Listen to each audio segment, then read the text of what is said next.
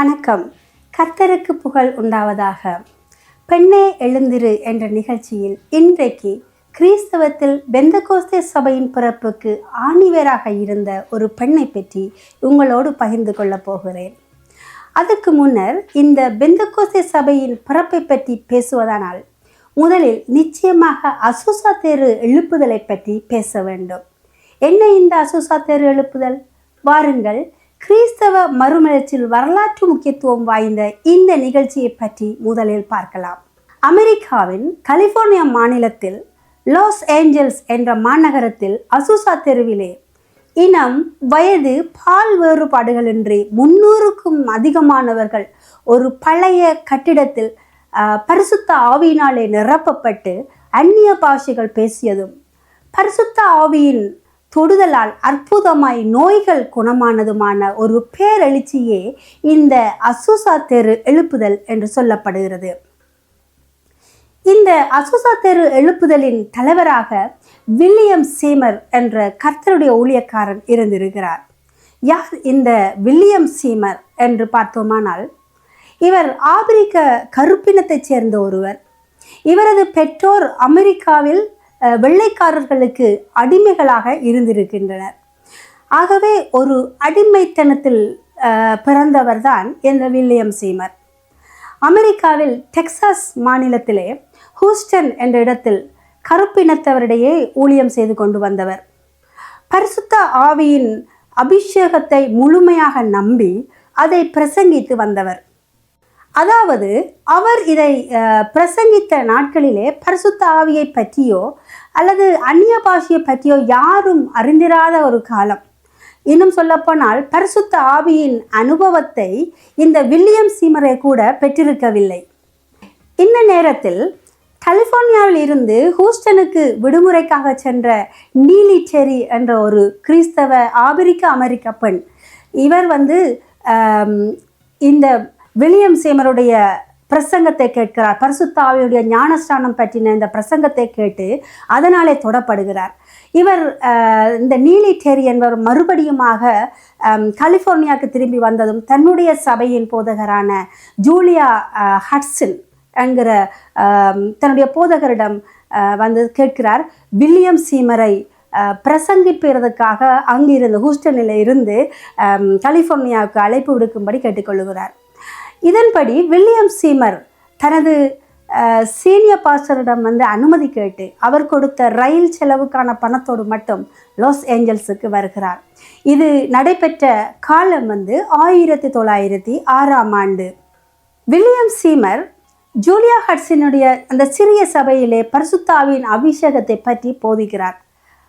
அடுத்த ஞாயிற்றுக்கிழமை அவர் போதிக்கிறதுக்காக அந்த சபைக்கு போகும்போது அந்த சபையின் வாசலிலே கதவு பூட்டப்பட்டு வெளியிலே ஆமை பூட்டு தொங்குகிறது. கதவு பூட்டப்பட்டிருக்கிறது. அதாவது அந்த சபையிலே இருந்தவர்கள் இவருடைய உபதேசத்தை ஏற்றுக்கொள்ளவில்லை. ஏனென்றால் பரிசுத்த ஆவியினுடைய அபிஷேகத்தை பற்றி அந்த நாட்களிலே யாரும் அறிந்திராத ஒரு காலமாக இருந்தது. அதிலும் இவர்கள் யாருமே அதை பற்றின அனுபவத்தை பெற்றிருக்காத போது அந்த உபதேசத்தை ஏற்றுக்கொள்ள அந்த மக்கள் மறுத்தனர். இதனால் அவருக்கு அந்த சபைக்குள்ளே போகிறதுக்கு அவர்கள் தடை விதித்தார்கள். வில்லியம் சீமர் கையிலே பணம் இல்லாத நிலையில் நடுத்தெருவில் நிற்கிறார். கர்த்தருடைய கிருபையினாலே அந்த சபையிலே அவருடைய போதகத்தை ஏற்றுக்கொண்ட சிலர் இருந்தனர். அவர்களில் ஒரு குடும்பத்தவரான எட்வர்ட் லீ என்பவர் தன்னுடைய வீட்டுக்கு வில்லியம் சீமரை கூட்டிக் கொண்டு போய் தங்க வைக்கிறார். அங்கே வில்லியம் சீமர் ஒரு சில கருப்பின நண்பர்களை சேர்த்து நாள்தோறும் பைபிள் ஸ்டடி நடத்துகிறார். அடுத்து வில்லியமும் இந்த சிறிய குழுவும் ரிச்சர்ட் மற்றும் ரூத் ஆஸ்பரி என்பவர்களுடைய வீடு ஆன 216 நார்த் பொனிபரே ஸ்ட்ரீட் என்ற இடத்துல அமர்ந்திருக்கிற வீட்டுக்கு மூவ் பண்ணி அங்கே இருந்து தங்களுடைய கூட்டங்களை தொடர்ந்து நடத்த ஆரம்பிக்கிறார்கள். இவர்களோடு ஒரு சில வெள்ளைக்கார குடும்பங்களும் இப்பொழுது இணைந்து கொள்கிறார்கள். அங்கே 5 வாரங்கள் தொடர்ச்சியாக பரிசுத்த ஆவியின் அபிஷேகத்தைக்காக ஜெபம் பண்ணுகிறார்கள். பிறகு 10 நாள் உபவாசம் இருந்து ஜெபம் பண்ண தீர்மானிக்கிறார்கள்.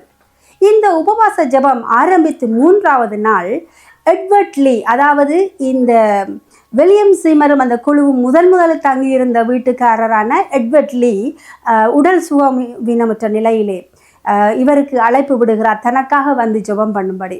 ஆகவே வில்லியம் சீமர் எட்வர்ட் லீயினுடைய வீட்டுக்கு போகிறார். அந்த உபவாசம் தொடங்கி 3வது நாள் எட்வர்ட் லீயினுடைய வீட்டுக்கு சென்று அவருக்காக ஜெபம் பண்ணி அவருடைய தலையிலே கை வைத்து ஜெபம் பண்ணும் பொழுது அந்த அபிஷேகத்தினாலே எட்வர்ட் லீ குணமடைகிறார்.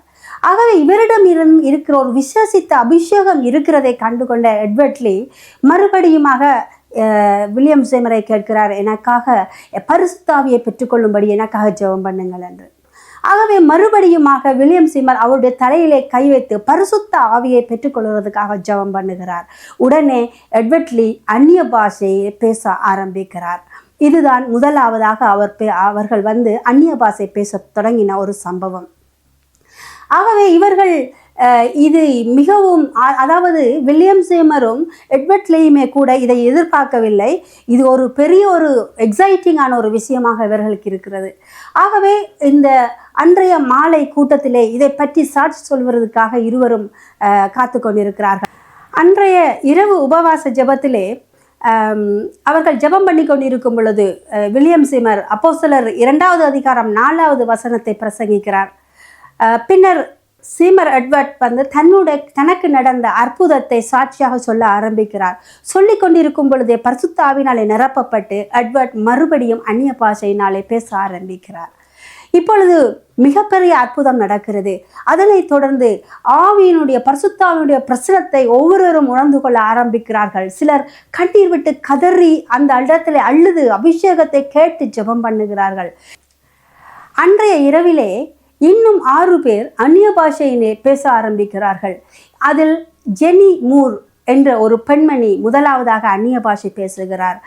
அவரை பற்றி நிச்சயமாக இன்னொரு எபிசோடிலே நான் உங்களோடு பகிர்ந்து கொள்ளுகிறேன். இப்படியாக பொனிபரே இல்லத்தில் ஏற்பட்ட இந்த எழுப்புதலானது மக்கள் அதிகமாக அந்த வீட்டின் அஸ்திவாரம் அசைகிற அளவுக்கு மக்களின் ஆர்ப்பரிப்பின் சத்தம், துதியின் சத்தம் இருந்ததாக அந்த வீட்டின் அருகே வாழ்ந்து வந்த நபர் ஒருவர் சாட்சி கொடுத்திருக்கிறார். கடைசியில் வீட்டின் முகப்பே சரிந்து விழுந்தது. ஆனால் அதில் யாருக்கும் எந்த பாதிப்பும் ஏற்படவில்லை என்று சொல்லுகிறார்கள். கடைசியில் இந்த கூட்டத்தை நடத்துறதுக்கு இவர்கள் புதிய இடம் தேடுகிறார்கள்.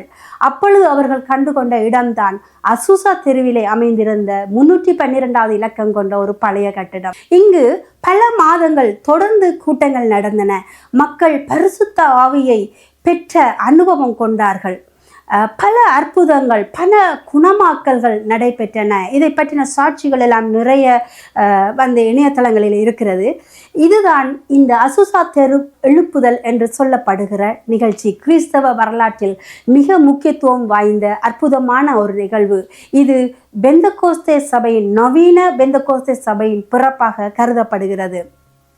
சரி, இதுவரை இங்கே அந்த பெண்ணை பற்றி நான் பேசவில்லையே. யார் அந்த பெண்மணி? இந்த நிகழ்வுக்கும் அந்த பெண்ணுக்கும் என்ன தொடர்பு என்று நினைக்கிறீர்களா? சொல்லுகிறேன். அந்த பெண்ணின் பெயர் லூசி ஃபெரோ. இவர் அமெரிக்காவிலே வர்ஜீனியா என்ற மாநிலத்தில் கருப்பின அடிமைத்தனம் கிட்டத்தட்ட முடிவடைகிற காலத்திலே, விடுதலை கிடைத்த காலத்தில் பிறந்தவர். டெக்சாஸ் மாநிலத்திலே ஹூஸ்டன் என்ற இடத்தில் ஒரு சிறிய சபைக்கு போதகராக இருந்திருக்கிறார். இவர் மிகவும் பணிவுள்ளவராக, ஒரு ஜெபிக்கிற பெண்ணாக இருந்திருக்கிறார். இவரின் ஆரம்ப காலம் பற்றி சொல்வதாக இருந்தால், சார்ல்ஸ் பர்ஹம் என்கிற ஒரு வெள்ளைக்கார தேவ ஊழியக்காரன், அவர் ஒரு வேதாகம ஆசிரியராக இருக்கிறார். இவர் தன்னுடைய வேதாகமத்தின் கற்பித்தலிலே பரிசுத்த ஆவி, ஞானஸ்தானம் மற்றும் அந்நிய பாஷை பேசுகிறதை பற்றி உண்மையை வேத ஆதாரங்களோடு கற்பித்தவர். இவரது வேதாகம கல்லூரியிலே லூசி ஃபெரோ ஒரு கல்லூரியை சுத்தம் செய்கிற வேலையை செய்கிறவராக இருக்கிறார். அதாவது அந்த கல்லூரியை சுத்தம் செய்கிறதோடு வெள்ளைக்கார மாணவர்களுக்கு தன்னுடைய பிள்ளைகளை பராமரிக்கிறது போன்ற வேலைகளை செய்கிறவராக இருக்கிறார் இந்த லூசி ஃபெரோ. லூசி ஃபெரோ ஒரு தேவ பக்தி உள்ளவராக, ஒரு ஜெபிக்கிறவராக இருந்தபடியினால் இந்த கல்லூரியை சுத்தம் பண்ணும் பொழுதே இந்த போதகர் இந்த பைபிள் ஆசிரியர் கற்றுக் கொடுப்பதையும் கேட்டு அதை மனதில் எடுத்துக்கொள்ளுகிறார். இந்த காலம் எப்படிப்பட்டது என்றால், ஜிம் க்ரோ என்ற ஒரு சட்டம் இருந்த காலம். அமெரிக்காவிலே ஜிம் க்ரோ என்ற ஒரு சட்டம் இருந்த காலம். அதாவது தமிழில் எங்களுக்கு புரிகிற மாதிரி சொல்வதாக இருந்தால் தீண்டாமை என்று சொல்லலாம். அது ஒரு சட்டமாகவே இருந்தது. அதாவது கருப்பினத்தவர்கள் எந்த சந்தர்ப்பத்திலும் வெள்ளைக்காரர்களுக்கு சமமாக உட்கார முடியாது. வெள்ளைக்காரர் ஒருவர் வீதியிலே வந்தால் கருப்பினத்தவர் அந்த வீதியை கடந்து அடுத்த பக்கம் சென்று ஒதுங்கி அந்த வெள்ளைக்காரன் அந்த வீதியை கடக்கும் வரையும் காத்திருக்க வேண்டும். அதே போல மாலையிலே 6 மணிக்கு பிறகு இவர்கள் வெளியிலே நடமாட முடியாது. 6:05 வீதியிலே பார்த்தாலும் கூட உடனே இவர்கள் கைது செய்யப்பட்டு 21 நாட்கள் சிறை தண்டனை அனுபவிக்க வேண்டும்.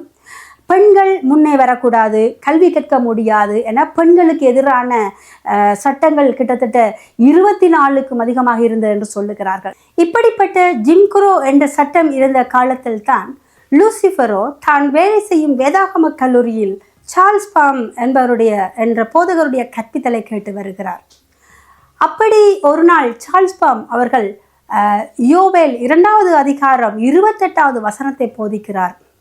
அதை கேட்டுக்கொண்டிருந்த லூசிஃபரோ தன்னுடைய அறைக்கு வந்ததும் ஆண்டவரிடம் கேட்கிறார், மாம்சமான யாவர் மேலும் ஆவியை ஊற்றுவேன் என்று சொன்னீங்களே அப்பா, அதில் கருப்பின மாம்சமும் அடங்குமா?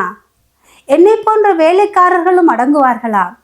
குமாரர்களும் குமாரத்திகளும் தீர்க்க தரிசனம் சொல்வார்கள் என்று சொன்னீங்களே, அந்த குமாரத்திகளில் கருப்பின பெண்ணான நானும் அடங்குவேனா என்று ஆண்டவரிடம் ஜெபம் பண்ணுகிறார்.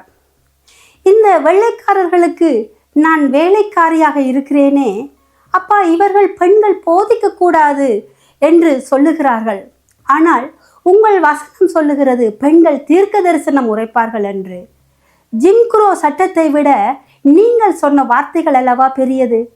இந்த வார்த்தைகள் சொன்ன நீங்கள் அல்லவா பெரியவர்? இந்த சட்டத்தை உடைத்து என்னை பயன்படுத்துங்கப்பா என்று இவர் ஜெபம் பண்ணினார். இந்த ஜெபத்தை கேட்ட ஆண்டவர் அவருக்கு மிகப்பெரிய பிற்காலத்தில் முதல் வெள்ளைக்காரர்களுக்கே பிரசங்கிக்கும் ஒரு பெண் ஊழியக்காரியாக எழுப்பினார். ஆண் பெண் வெள்ளைக்காரர் கருப்பினத்தவர் என்று இல்லாமல் எல்லோருடைய தலையிலும் கை வைத்து ஜெபம் பண்ணி அவர்களுடைய வியாதிகளிலிருந்து பிசாசின் பிடியிலிருந்து அவர் விடுதலை பெற்றுக் கொடுக்கிறார். இவருடைய பரிசுத்த ஆவியை பெற்றுக்கொள்ளுதல் தொடர்பான பிரசங்கத்தால் தொடப்பட்டவர்களில் ஒருவர்தான் இந்த வில்லியம் சேமர், பிற்காலத்தில் அசுசா தெரு எழுப்புதலின் தலைவர் என அறியப்பட்டவர். தேவ பக்தி உள்ள இளைஞனாக லூசிஃபரோவுக்கு வில்லியம் சீமர் அறிமுகமாகிறார். இந்த வில்லியம் சீமரிடம் இருந்த அந்த வாஞ்சை, அந்த தாகத்தை கண்ட லூசிஃபரோ சார்ல்ஸ் பர்ஹம் அவர்களிடம் அவருக்கு வேதாகம கல்லூரியில் கற்க வாய்ப்பளிக்கும்படி பரிந்துரைக்கிறார். ஆனால் அது வெள்ளைக்காரர்கள் கற்கும் கல்லூரி என்பதால் கருப்பினத்தவர்கள் அவர்களோடு உட்கார்ந்து படிக்க முடியாதபடி சட்டம் இருப்பதால் முதலில் சார்ல்ஸ் பர்ஹம் அவர்கள் மறுத்து விடுகிறார்கள். பின்னர் இவர்களிடம் இருந்த அந்த வாஞ்சையை கண்டு தவிர்க்க முடியாததால் அனுமதிக்கிறார். ஆனால் வெள்ளைக்காரர்கள் இருந்து கற்கிறபடியினால் இவர் உள்ளே செல்ல அனுமதிக்கப்படவில்லை. ஆகவே வில்லியம் சீமர் அந்த வகுப்பறைக்கு வெளியே ஜன்னலோரத்தில் இருந்து அந்த வேதத்தை கற்றுக்கொள்ளுகிறார். இப்படி அசுசா தெருவின் எழுப்புதலுக்கு காரணமான வில்லியம் சீமர் உருவாக்கப்பட லூசிஃபரோ காரணமாக இருக்கிறார்.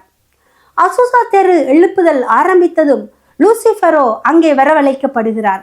அங்கே லூசிஃபரோவை போதிப்பதிலும் ஜெபம் பண்ணுவதிலும் குணப்படுத்துவதிலும் ஆண்டவர் வல்லமையாக பயன்படுத்துகிறார். பெண்கள் பேசக்கூடாது, கல்வி கற்க முடியாது, பிரசங்கிக்க கூடாது என்ற சட்டம் இருந்த காலத்தில் அந்த சட்டத்தை உடைத்து வெள்ளைக்காரர்களுக்கு பிரசங்கிக்கும்படி ஒரு கருப்பின பெண்மணியை ஆண்டவர் உயர்த்தினார். அதுவும் பெந்தகோஸ்தே சபையின் தாய் என்று அழைக்கக்கூடிய அளவுக்கு உயர்த்தினார் என்றால், இன்றைக்கு லூசிஃபரோவை போன்ற வாஞ்சை எனக்கும் உங்களுக்கும் இருந்தால் ஆண்டவர் பயன்படுத்தாமல் விட்டு விடுவாரா? அன்றைக்கு பெண்களுக்கு ஊழியத்தில் இருந்த எதிர்ப்புகளை விடவா இந்த காலத்தில் உண்டு?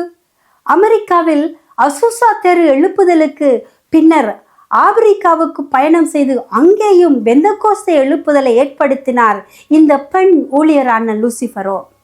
எனக்கு அன்பான சகோதர சகோதரிகளே, கர்த்தரை நோக்கி பார்க்கிறவர்கள் ஒருபோதும் வெட்கப்படுவதில்லை. அந்நிய பாஷையை பற்றி அறியாத காலத்தில் வேதத்தில் சொல்லப்பட்டிருந்தால் அது உண்மை என்று விசுவாசித்தவர்கள் கண்ணால் காணாததை விசுவாசத்தினால் கண்டு அதை விசுவாசித்து அதை பெற்றுக்கொண்டார்களே, அந்த விசுவாசம் நமக்கு இருந்தால் போதுமே, ஆண்டவர் பயன்படுத்துவார் அல்லவா? அதிலும் லூசிஃபரோ மற்றும் இன்னும் சில பெண்கள் பெற்றுக்கொண்ட அந்நிய பாஷை வரம் எப்படிப்பட்டது என்றால், குலசலேலியா என்று சொல்லப்படுகிற வரம். அதாவது எந்த மொழியிலும் பேசக்கூடிய வல்லமை. எந்த நாட்டுக்கு சென்றாலும் அந்த நாட்டிலே மொழி பெயர்ப்பு இல்லாமலே அந்த நாட்டு மொழியிலே பிரசங்கித்தாராம் லூசிஃபரோ. நினைத்தாலே பரவசமாக இருக்கிறது. இவர் கற்றுக்கொண்ட காலங்களிலே பெண்களுக்கு கற்கக்கூடிய வசதி வாய்ப்புகள் இருக்கவில்லை. அந்த நேரத்தில் அவர் பல மொழிகளை கற்றுக்கொண்டிருக்க வாய்ப்பில்லை. ஆனாலும் ஆண்டவர் வெவ்வேறு தேசங்களிலே சென்று பிரசங்கிக்கும் போது அந்த நாட்டு மொழியிலே பேசக்கூடிய அந்த வரத்தை அவருக்கு கொடுத்திருந்தார். எந்த அளவுக்கு ஆண்டவர் பயன்படுத்தி இருக்கிறார். என் அன்பான சகோதரிகளே, நீங்கள் இருக்கும் சூழ்நிலையை பார்க்காதீர்கள், அவரை நோக்கி பாருங்கள். உங்களிடம் இல்லாத தகுதியையோ இல்லாத தாளந்துகளையோ நினைத்து கலங்காதீர்கள். அவர் ஞானிகளை வெட்கப்படுத்த பேதைகளை பயன்படுத்துகிறவர். நம்மை பயன்படுத்தாமல் விட்டு விடுவாரா? சிந்தித்து பாருங்கள். தாகமுள்ளவர் மேல் தண்ணீரை ஊற்றுகிறவர். நீங்களும் கர்த்தருடைய பணியிலே உண்மையான தாகமுள்ளவர்களாய் இருந்தால் உங்கள் மேலும் தம் ஆவியை வல்லமையை பொழிய வல்லவராயிருக்கிறார். கர்த்தரை நோக்கி பார்த்து ஜெபம் பண்ணுங்கள்.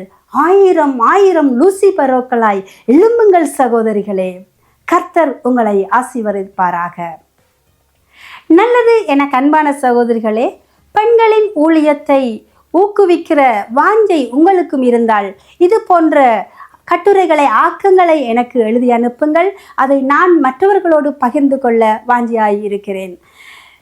மீண்டும் இன்னும் ஒரு பெண்ணே எழுந்திரு என்ற நிகழ்ச்சியில் உங்களை சந்திக்கும் வரை உங்களிடமிருந்து விடைபெறும் நான் உங்கள் அன்பு சகோதரி வேணி.